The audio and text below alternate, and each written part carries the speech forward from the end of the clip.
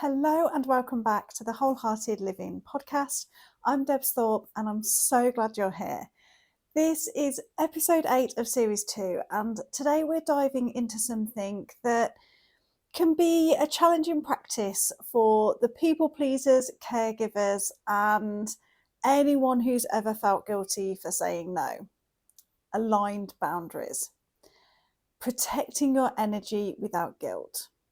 Now, if you've listened to last week's episode on self-compassion, you learned about meeting yourself with kindness.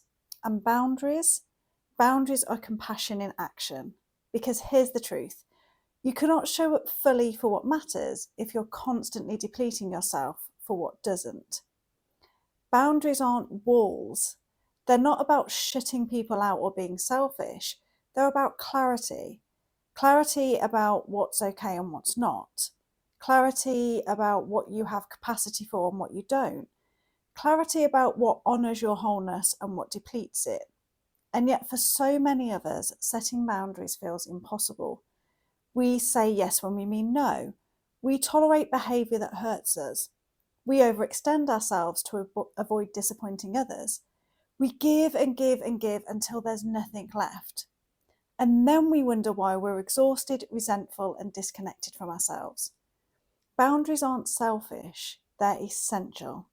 So today we're going to explore what boundaries actually are and what they're not, why saying no without guilt is an act of self-respect, the cost of weak boundaries and the gift of strong ones, how to set boundaries that actually stick, and what to do when people push back, because they will. This is stage 4 of the WholeHearted Technique, and it builds directly on everything we've covered so far. Radical honesty, understanding your patterns, and self-compassion. Because you cannot set aligned boundaries if you're not honest about what you need. And if you don't understand why you've struggled with boundaries before, and if you can't meet yourself with compassion when it feels hard. So take a breath, ground yourself, and let's begin.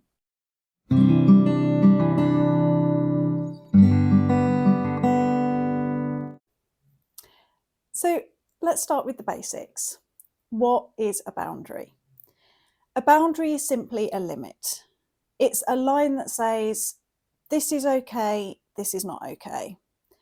It's clarity about what you will and won't tolerate, what you have capacity for and what you don't, what honours your values and what violates them, what supports your wholeness and what depletes it.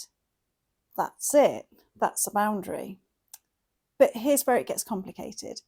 Because most of us have been taught that boundaries are selfish, mean, rigid, a sign that we don't care about others, something that will make people reject us, and so we don't set them, or we set them weakly, or we set them and then immediately apologise for them.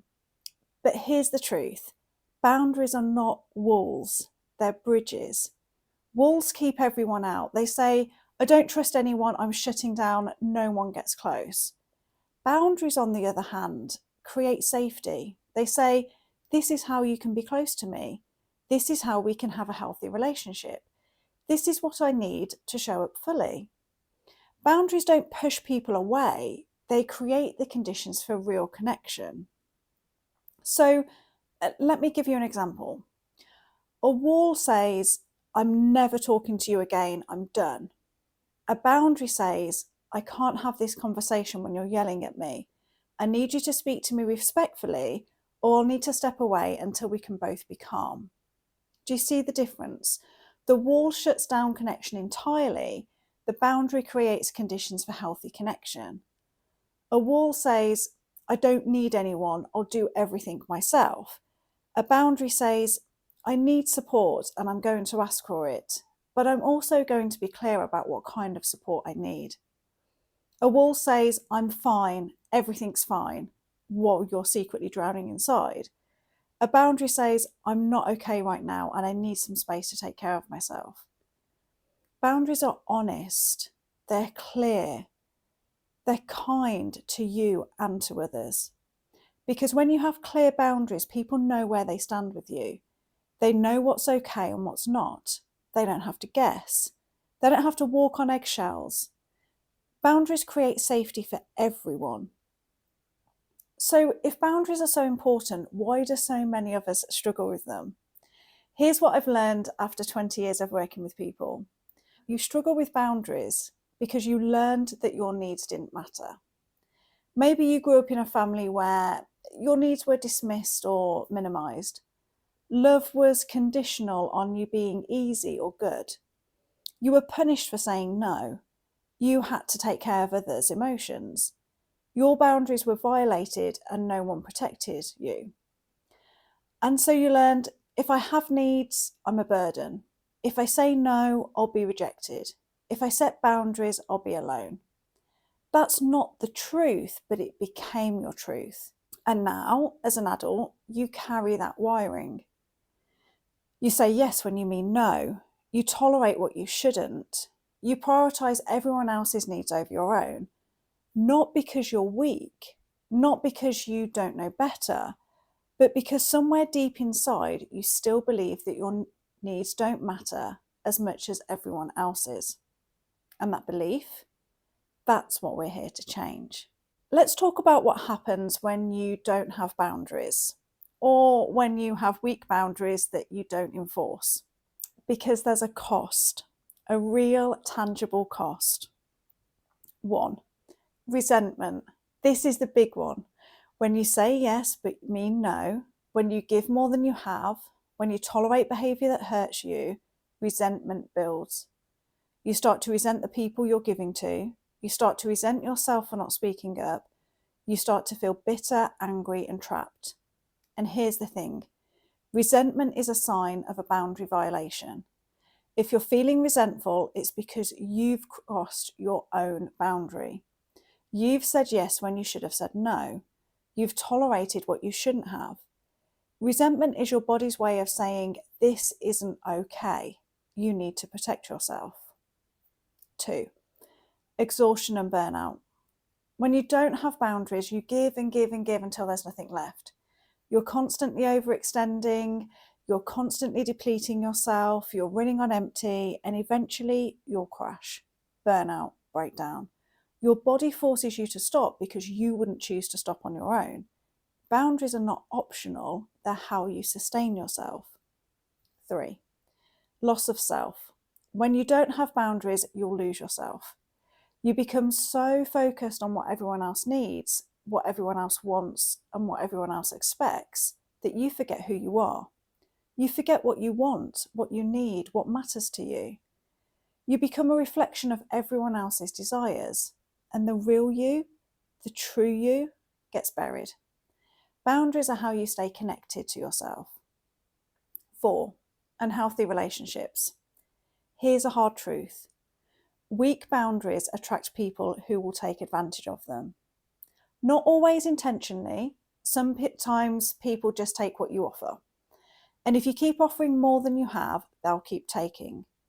But weak boundaries also repel healthy people, because healthy people want to be in relationships where both people have needs, both people have limits, both people show up honestly.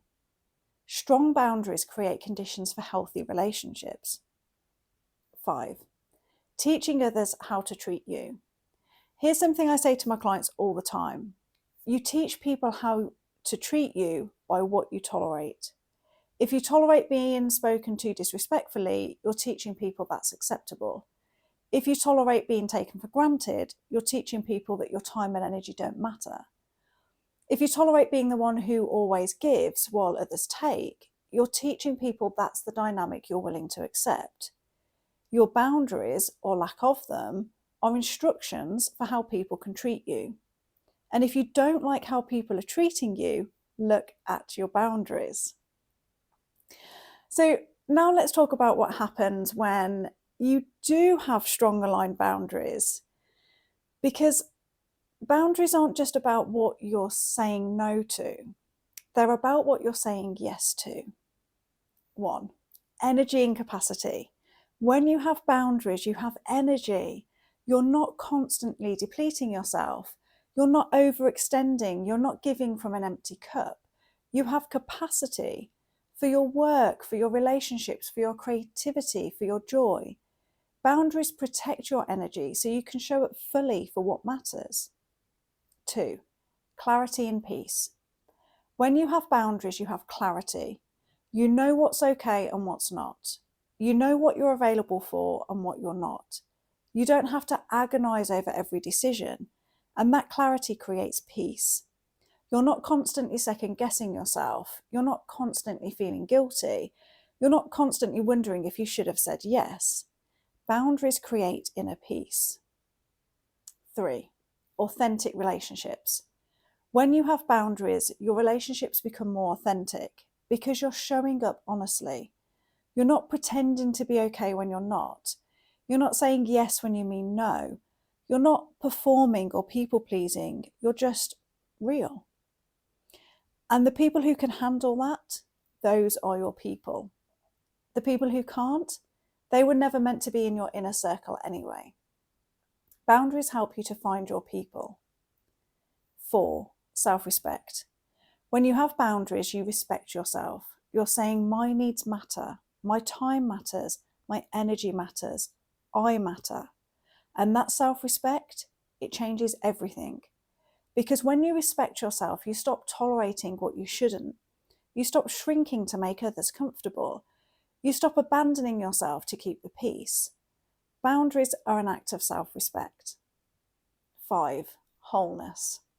And ultimately, when you have boundaries, you stay connected to your wholeness. You're not fragmenting yourself to fit into everyone else's expectations. You're not giving pieces of yourself away until there's nothing left. You're whole, you're intact, you're here. Boundaries protect your wholeness. Here's what most people don't tell you about boundaries. Not all boundaries are created equal. You can set a boundary from fear, from protection, from trying to control outcomes, from building walls to keep yourself safe, or you can set a boundary from alignment, from deep knowing, from honouring your true self, from the future vision of who you're becoming. And the difference, it changes everything. When you set boundaries from fear, they feel rigid, they feel defensive, like you're bracing against the world. They come from a place of, I have to protect myself, or I need to control this situation before it controls me. These boundaries might keep people out, but they also keep you small. They're built from your survival patterns, not from your wholeness. But when you set boundaries from alignment, they feel different in your body. They're not walls, they're thresholds. They're not about keeping the world out, they're about honouring what's true for you and inviting in what matches that truth. Aligned boundaries come from the future vision of who you're becoming. They come from the vision of you who is already whole, already worthy, already enough. The you who knows what you desire and deserve to have.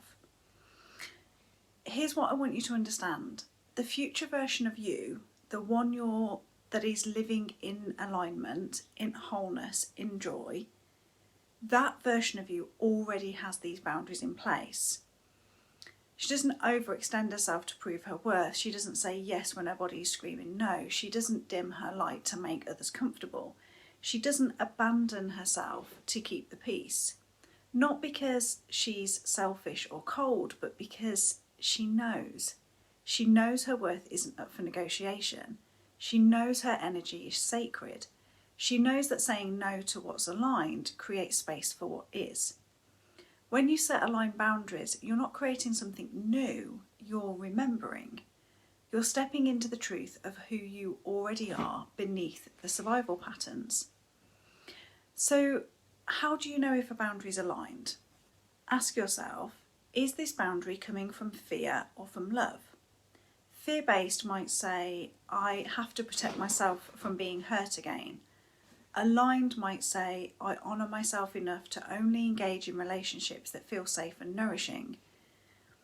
Is this boundary keeping me small or helping me expand? For example, fear might say, I can't let anyone see this part of me. The aligned might say, I choose to share my full self with people who can hold it with care. Does this boundary feel like a wall or a threshold? Fear would say, rigid, defensive, you can't come in. Aligned would be clear, grounded, this is what I'm available for. Is this boundary honouring my survival self or my true self? The fear-based is all about protecting old wounds, preventing imagined disasters. Your aligned self is about honouring your values, your vision, your wholeness. So when it comes to setting boundaries from your future self, here's a practice I use with my clients. Close your eyes and connect with the future version of you, the one who is already living in alignment, already embodying wholeness, already choosing herself without apology. Now ask, what boundaries do you have in place that I don't yet? Listen, feel into the response, notice what comes up. Maybe that version of you doesn't check work emails after 6. Maybe they don't explain or justify their no's. Maybe they ask for what they want without apologising. Maybe they walk away from conversations that drain them. Maybe they celebrate themselves without waiting for permission. These aren't aspirational boundaries, they're already true for the version of you that exists beyond the survival patterns. Your work isn't to become that version. Your work is to remember that that's already you.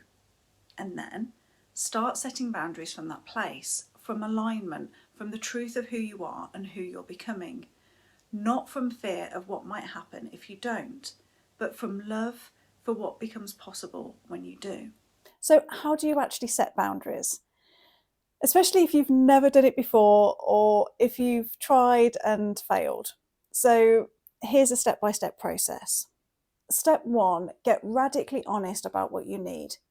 You cannot set a boundary if you don't know what you need. So start here. What do I actually need? Not what you think you should need, not what would be convenient for everyone else. What do you actually need? Maybe you need more rest, more time alone, more support, less responsibility, respectful communication, space to process your emotions, time for your own interest and creativity. Write it down, get clear, be honest. You can't protect what you haven't named. Step 2, identify where your boundaries are being violated now and ask yourself, where are my boundaries being crossed? Where are you saying yes when you mean no? Tolerating behaviour that hurts you, giving more than you have, feeling resentful, losing yourself. Again, make a list, be specific. Maybe it's your boss expecting you to answer emails at all hours, a friend who only calls when they need something, a family member who criticises you constantly, a partner who doesn't respect your need for alone time, yourself pushing beyond your limits because you think you should. Name the violations. You can't change what you won't acknowledge. And step 3, decide what your boundary is now. For each violation, decide, what is my boundary? Be clear, be specific. Not, I need you to respect me more. It's too vague. But I need you to speak to me without yelling. If you yell, I will leave the room until we can both be calm. Not, I need more time for myself. Again, too vague. But I need one evening a week where I'm not available for plans. I'm blocking off Thursday evenings for myself. Clarity is kindness, for you and for others. Step 4, communicate your boundary. And this is where it can get a bit scary, right? Because now you actually have to say it. Here's a simple formula. I need boundary. If violation happens, this is the consequence. For example, I need to not discuss my personal life at work. If you ask me personal questions, I'm going to redirect the conversation. Another one. I need you to call me before you come over. If you show up unannounced, I won't answer the door. Another. I need our conversation to be reciprocal. If I'm the only one sharing and you're not engaging, I'm going to end the call. Now, here's the important part. You don't have to justify, explain, or defend your boundary. You can if you want to, but you don't have to. I'm not available at the weekend is a complete sentence. You don't owe anyone an explanation for protecting your energy. Step 5, enforce your boundary. This is the hardest part, and it's the part where most people fail, because setting a boundary is one thing, enforcing it is another. If you set a boundary and don't enforce it, you're teaching people that your boundaries don't matter. So if you say, if you yell at me, I'll leave the room, and then they yell at you and you stay, you've just taught them that your boundary is negotiable. Boundaries without consequences are just suggestions. So enforce it every time. It will feel uncomfortable. It will feel scary. You might feel guilty, but here's the truth. The discomfort of enforcing a boundary is temporary. The cost of not having boundaries is permanent. Step 6, manage your guilt, because you will feel guilty, especially at first. You'll think, I'm being selfish, I'm hurting them, I should just give in, maybe I'm asking for too much. And here's what I want you to remember. Guilt is not evidence that you're doing something wrong. Guilt is evidence that you're doing something new. You've been conditioned to believe that your needs don't matter. So when you start honouring them, your nervous system freaks out. It says, this is dangerous, you're going to be rejected, you're going to be alone. But that's just old wiring. It's not the truth. The guilt will pass, your self-respect will remain. So when the guilt comes, acknowledge it. I feel guilty, and that's okay. I'm doing something new. I'm learning to honour myself. The guilt doesn't mean I'm wrong. And then hold the boundary anyway. Step 7, expect pushback and hold steady anyway. Here's something no one tells you about boundaries. The people who benefited from you having no boundaries will be the most upset when you start setting them. They will push back. They will test you. They will try to make you feel guilty or selfish or wrong. They might say things like, you've changed. You never used to be like this. You're being selfish. I thought you cared about me. You're overreacting. Why are you being so difficult? And here's what you need to understand. This pushback is not evidence that your boundary is wrong. It's evidence that your boundary is working, because you're disrupting a dynamic that worked for them. You're no longer playing the role that they wanted you to play, and they don't like it. But here's the thing. Their discomfort with your boundary is not your responsibility. You are not responsible for managing other people's emotions about your limits. You are not responsible for making everyone comfortable at the expense of your own well-being. You are not responsible for staying small so others can stay comfortable. Your responsibility is to yourself, to your wholeness, to your energy. So when the pushback comes, and it will, hold steady. You don't have to argue, you don't have to defend, you don't have to explain over and over. You just repeat your boundary. I understand you're upset, and my boundary stands. I hear that this is hard for you, and I still need this. I know this is different, and this is what I need moving forward. Boundaries are not up for negotiation. Step 8, release the people who won't respect your boundaries.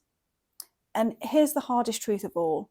Some people will not respect your boundaries, no matter how clearly you communicate them, no matter how consistently you enforce them. And when that happens, you have a choice. You can keep trying to make them understand, you can keep explaining, you can keep hoping they'll change, or you can accept that they've shown you who they are, and you can create some distance.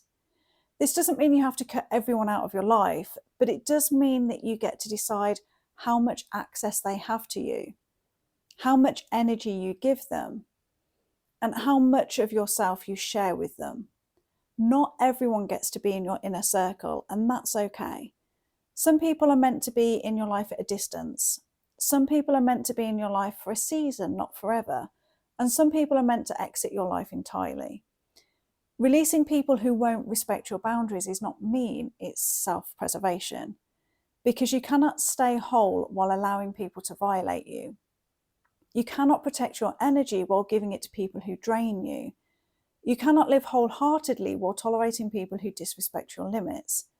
Boundaries will cost you, people, but they will save you yourself. And that trade is worth it. Let me give you some practical examples of boundaries in different areas of life. So, a work boundary scenario. Your boss expects you to answer emails and texts at all hours, including weekends. Boundary. I'm available for work communication Monday through to Friday, 9 a.m. to 6 p.m. Outside of those hours, I won't be checking email unless there's a true emergency. The enforcement of that, you turn off work notifications after 6 p.m. Don't respond to non-emergency messages on weekends. The pushback, but we need you to be responsive. Your response, I'm fully responsive during work hours. Outside of those hours, I need to rest that I can show up at my best. Family boundaries scenario. A family member constantly criticizes your life choices, your career, your relationship, your parenting, your appearance. Boundary. I'm not open to discussing that topic with you anymore. If you bring it up, I'll change the subject or I'll end the conversation. Enforcement. When they bring it up, say, I've asked you not to discuss this with me and I'm going to go now. And leave or hang up. Pushback. I'm just trying to help. I care about you. Your response. I know you care and I need you to show that you care by respecting my boundary. Let's take a friendship boundary scenario. A friend only reaches out when they need something, to vent, to ask for help, to borrow something, but they're never available when you need support. Boundary. I value our friendship and I need it to feel more reciprocal. I need to feel like you're interested in my life too, not just when you need something. Enforcement. Stop always being available. Start saying no sometimes. Notice if anything changes. The outcome, they either step up and the friendship becomes more balanced, or they fade away. Either way, you've honoured yourself. Let's take a romantic relationship. For example, your partner shuts down or stonewalls you during conflict instead of communicating. Boundary. When we have a conflict, I need us to talk about it. If you shut down and won't engage, I'm going to take some space and we'll revisit the conversation when you're ready to talk. Enforcement. Don't chase them, don't beg them to talk. Give them space and come back when they're ready to engage. Pushback. You're being too demanding. Not everyone processes things in the same way. Response. I understand we process differently and I need communication to feel safe in this relationship. We can figure out how to do that in a way that works for both of us. Self boundaries. This is the one people forget about. You also need boundaries with yourself. Boundaries like, I will not work past 7 p.m. on weekdays, or I will not check social media first thing in the morning, or I will not say yes to things I don't have capacity for. I will not push through exhaustion. I will rest. Self boundaries are just important as boundaries with others, because sometimes the person violating your boundaries is you. I want you to shift the way you think about boundaries, because most of us have been taught that boundaries are literally about saying no, about shutting people out, about being rigid or selfish, but that's not what boundaries are. Boundaries are love. They're love for yourself because you're saying, I matter, my needs matter, my energy matters. And they're love for others because you're saying, I want to show up for you fully. And I can only do that if I'm not depleted. So I'm protecting my energy so I can give from a full cup. Boundaries create the conditions for real love, real connection, for real presence. Because when you have boundaries, you're not resentful, you're not exhausted, you're not performing, you're not people pleasing, you're just here fully, authentically. And that's the greatest gift you can give anyone. Boundaries are not walls, they're the foundation of wholehearted living. I want to leave you with something you can come back to whenever setting boundaries feels hard. Place your hand on your heart and say, I am allowed to have needs. I am allowed to have limits. I am allowed to protect my energy. I am allowed to say no. I am allowed to disappoint people. I am allowed to change my mind. I am allowed to choose myself. My boundaries are not selfish. My boundaries are self-respect. My boundaries are love. I release the guilt. I release the fear. I release the need to be everything to everyone. I am enough as I am. I am whole as I am. I am worthy of boundaries. Say this as many times as you need to. Write it down, put it somewhere you can see it. Because you are allowed to have boundaries. You always have been. Here's what I want you to take away from this episode. Boundaries are not selfish, they're essential. They're how you protect your energy, how you stay connected to yourself, how you create the conditions for healthy relationships and wholehearted living. You teach people how to treat you by what you tolerate. So if you don't like how you're being treated, look at your boundaries. Setting boundaries will feel uncomfortable. People will push back, you'll feel guilty, and you need to do it anyway. Because the discomfort of setting boundaries is temporary. The cost of not having them is permanent. And here's the beautiful truth. The people who are meant to be in your life will respect your boundaries. The ones who won't, they were never your people anyway. Boundaries will cost you people, but they will save you yourself. And that trade, always worth it. So, your invitation for this week, identify one boundary you need to set. Just one. Don't try and overhaul your entire life. Start small. Where are you saying yes when you mean no? Where are you tolerating what you shouldn't? Where are you giving more than you have? Pick one. Get clear on your boundary. Write it down. Be specific. I need boundary. If the violation, I will consequence. Communicate your boundary. Say it out loud. Say it to the person. Say it to yourself in the mirror. Practice speaking it out until it feels less scary. And enforce that boundary. So when the moment comes, hold steady. Even if it's uncomfortable, even if you're feeling guilty, and manage your guilt with compassion. Listen again to last week's episode. When the guilt comes, place your hand on your heart and say, I feel guilty, and that's okay. I'm doing something new. The guilt doesn't mean I'm wrong. I'm learning to honor myself. Boundaries is a loaded topic for so many people. And I think it's because we have learnt this idea that they are these walls, that they're rigid, that they're designed to keep people out. Here's the way that I see boundaries working in life when clients start implementing this work. It's far more gentler and softer. You know, you take all of the phrases, all of the ideas that we've explored in today's podcast episode, and you place it in your language. You adapt them to what's appropriate to this situation.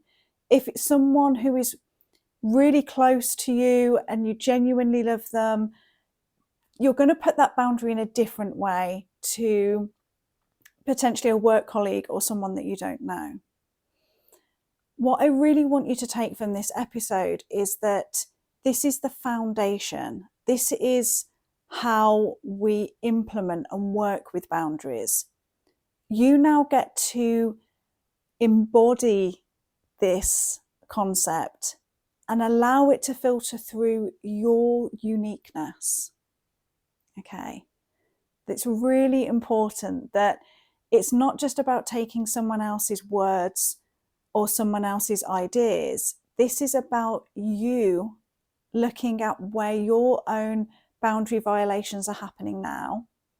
Use the Rooted in Wholeness series guide that you can download for free now on whlinstitute.com.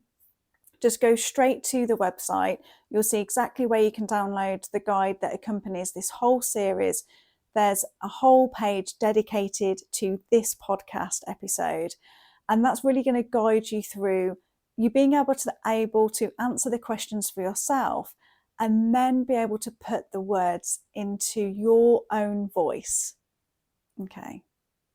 And For next week in episode 9, we're moving into stage 5 of the WholeHearted Technique, which is all about mapping your inner landscape and getting to know all the parts of you. We're going to explore all those different parts of yourself, you know, the critic, the protector, the wounded child, the wise self, and how understanding these parts help you to choose which one leads. Because wholeness isn't about eliminating parts of yourself, it's about integrating them. So until then, practice your boundaries, start small, hold steady, and remember, you're allowed to have needs. You're allowed to have limits. You're allowed to protect your energy. Your boundaries are not selfish, they're self-respect, they're love. It's love in action.